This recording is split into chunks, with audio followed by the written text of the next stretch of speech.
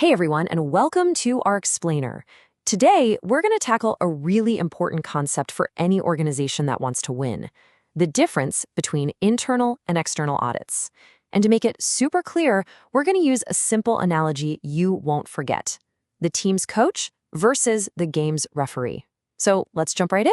Okay, let's just be real for a second. When you hear the word audit, what's the first feeling you get? For a lot of people, it's a little bit of fear. It kind of sounds like you're about to get in trouble, right? Like someone's coming to nitpick everything you've done wrong. But what if I told you it doesn't have to be that way at all? We're about to flip that idea on its head. So pretty much every successful organization out there has two key players keeping them honest and on track. And we're going to get to know them through our little sports analogy. You've got the coach, who's right there in the trenches with the team. And then you've got the referee, who comes in from the outside to make the official calls. First up, let's talk about the coach. This is your internal auditor. Now, the coach is part of the team. Their job isn't about blowing the whistle and handing out penalties. Nope. It's about making the team stronger, faster, and way more prepared for whatever comes their way. It's all about improvement from the inside out. So what's the coach's main game plan? It's all about playing proactive defense. They're constantly looking for weaknesses in the team's strategy, the company's internal playbook and workflows, way before an opponent or a regulator can take advantage of them. They're there to help the leadership answer that one huge question: are we really in control here? So if you look at the coach's playbook, you'll see a few key moves they make over and over. They're running drills to improve the team's defenses. We call those internal controls. They're watching game tape to find weak spots early. They're focused on strengthening the team's overall structure, or its governance. All of this is aimed at one thing: getting better every single day. And who hires the coach? Well, think of the team owners. In the business world, that's your board of directors and the senior executives. The coach reports directly to them. And the players they're coaching? That's all the internal departments, the different IT systems, and all the processes that make the company run. They are 100% an internal resource. All right, so we've got our coach. Now let's bring in the referee. This is your external auditor. And the first thing you have to know is that the referee is absolutely not on the team. They are a totally independent, impartial official. Their only job is to make sure the team is playing by the rules of the game. See, the referee's whole purpose is completely different from the coach's. They aren't there to help the team get better. They're there to check the final score and validate the team's performance for everyone watching from the stands: your investors, your customers, regulators, and the public. Their final call is what proves to the outside world that, yes, this organization can be trusted. The referee's checklist is all about validation. It's all about answering questions like, are you following the rules of the league, aka the regulations? Do you actually qualify for that championship certification you're after? Are the claims your leaders are making really true? The answers to these questions are what builds confidence for everybody on the outside. Now, this is absolutely key. The referee does not work for the team's management. They answer to the league itself. That means regulators, shareholders, and those official certification bodies. Really, their customers' public trust.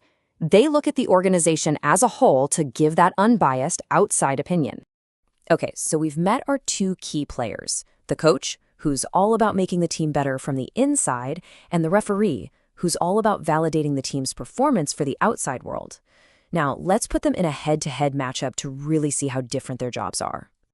So it's the coach versus the referee, the person working with the team every single day versus the official who just shows up on game day to make the final call. Let's really break down what sets them apart.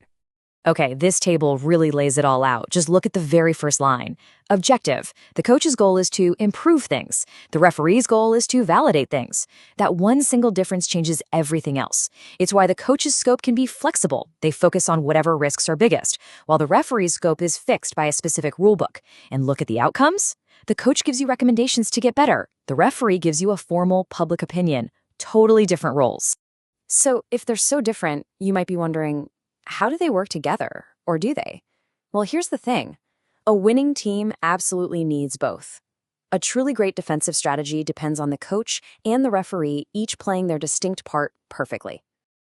This is a question I hear all the time. You've got two different groups looking at the same company, poking around. It seems like they'd get in each other's way, or maybe even argue over who's right. So, do they actually compete with each other? The answer is a big, resounding no. They don't compete at all. In fact, it's the exact opposite.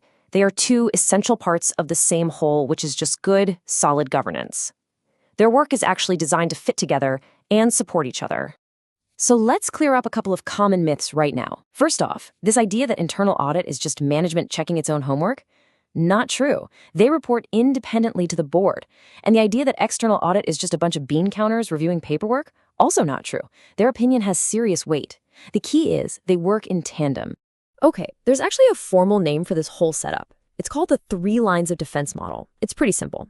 Your first line of defense is your players on the field, your day-to-day operations and IT teams. The second line is your risk and compliance folks who set the strategy. And that third and final line of internal defense? That's your coach, the internal audit team, making sure the first 2 lines are ready to go. And this is where it all comes together so beautifully. Think about it.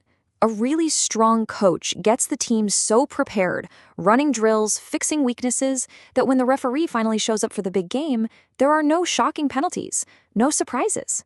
In fact, a smooth, clean external audit is usually the best sign that you have a fantastic internal audit program. All right, let's wrap this up. After everything we've talked about, the coach, the referee, the game plan, what's the one big takeaway you really need to remember from all this? Let's boil it down. Here it is. If you ever need to explain this to your boss or your board, this is the sentence to use. It's simple, it's powerful, and it's dead on accurate. Internal audit keeps you in control. External audit proves it to everyone else. You absolutely need both. And let's bring it back to our analogy just one last time because it really sticks. You can't win the championship without a great coach preparing you day in and day out. But that win means nothing if the referee shows up and says you didn't play by the rules. You need the coach to win, and you need the referee to make it official. So, I'll leave you with this final thought to take back to your own organization. Is your internal audit function really acting like a coach? Is it proactively strengthening your defenses, finding weaknesses, and getting you ready? Because trust me, when the referee shows up for game day, you'll be glad your coach had you prepared.